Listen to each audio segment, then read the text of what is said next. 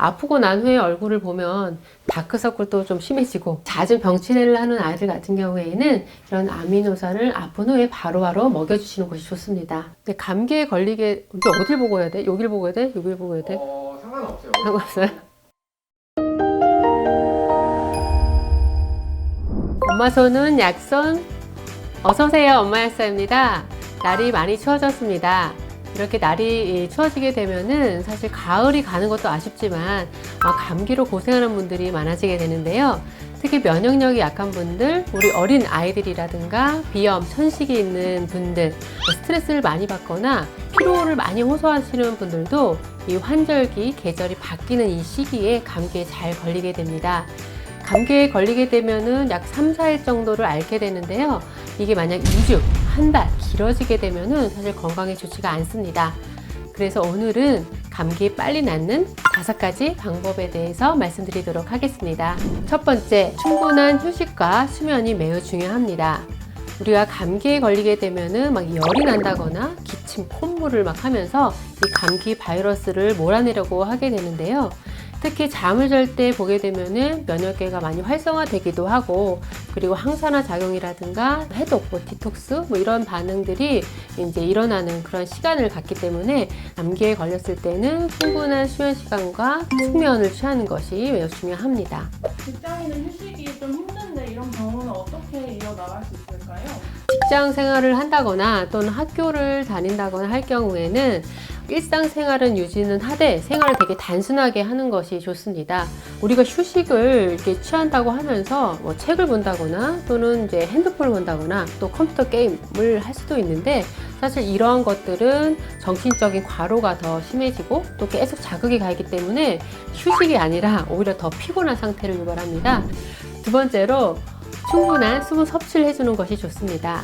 특히 바이러스 같은 경우에는 코점막이라든가 입점막, 호흡기 점막 쪽에 감염을 일으키고 증식을 하게 되는데, 호흡기라든가 코 속 점막 등이 이렇게 촉촉하게 잘 유지가 되게 되면은 면역세포라든가 백혈구의 작용들이 활발해지면서 감기를 빨리 이겨낼 수가 있게 됩니다.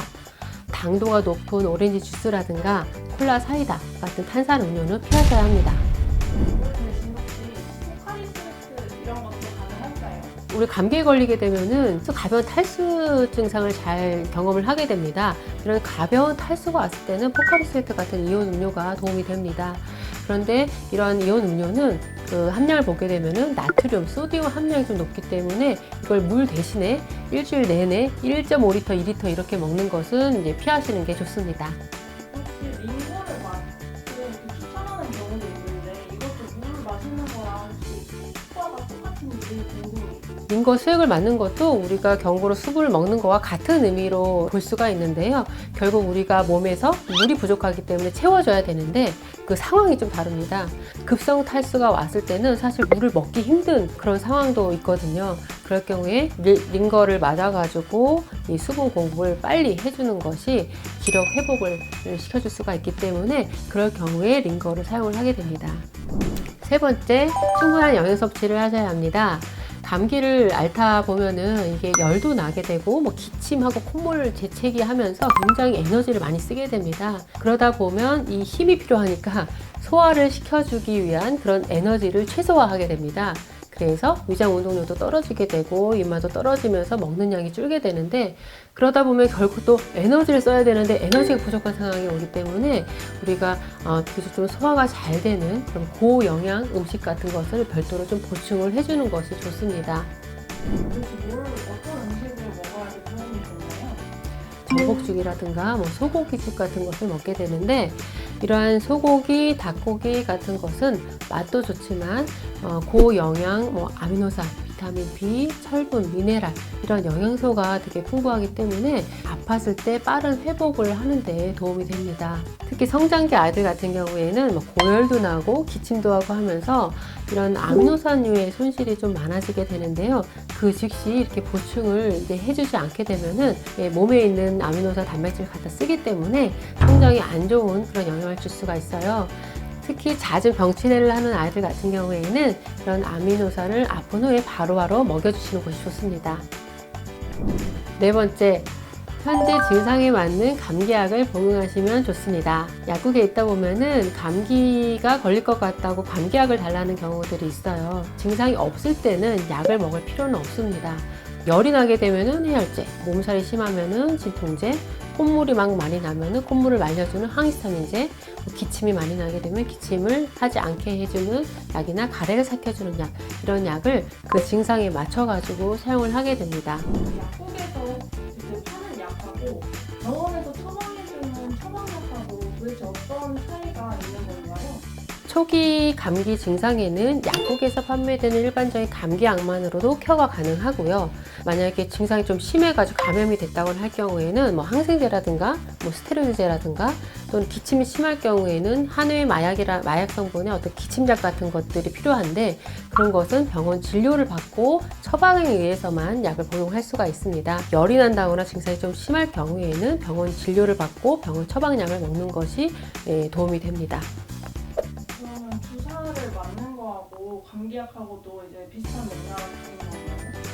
주사를 맞는 경우는 뭐 염증이 심하다거나 통증이 심할 경우에 그걸 빨리 완화시켜주기 위해서 주사를 사용을 하게 되고요. 그리고 계속 데일리로 이런 감기 관련된 불편한 증상이 있기 때문에 경구로 먹는 약이 따로 처방이 되어가지고 이렇게 매일매일 증상이 나아질 때까지 먹게 되죠. 5번째로 감기 회복에 도움이 되는 영양을 보충해주는 것이 좋습니다. 감기 회복에 도움이 되는 영양소로는 아연, 아미노산, 비타민 C, 비타민 B, 또 프로바이오틱스 등이 있는데요. 특히 아연은 면역세포를 만들고 또 면역세포가 작용을 하는 데 있어서 이렇게 단초가 되는 되게 중요한 미네랄에 해당이 되기 때문에 아연이 부족하지 않게 보충해 주는 것이 좋고요. 비타민 B 같은 경우에는 감기를 앓은 후에는 굉장히 좀 지치죠. 그래서 에너지를 좀 올려줘야 되는데 그런 에너지 부스터 역할을 하는 비타민 B를 보충해 주는 것이 좋고요. 우리가 감기를 막 앓고 면역 반응이 막 일어났어요. 이랬을 때 우리 몸에는 이런 활성산소 같은 것들이 많이 생기게 되거든요. 이런 세포를 좀 보호해 줄 수 있는 항산화 물질을 보충해 주는 것이 좋습니다.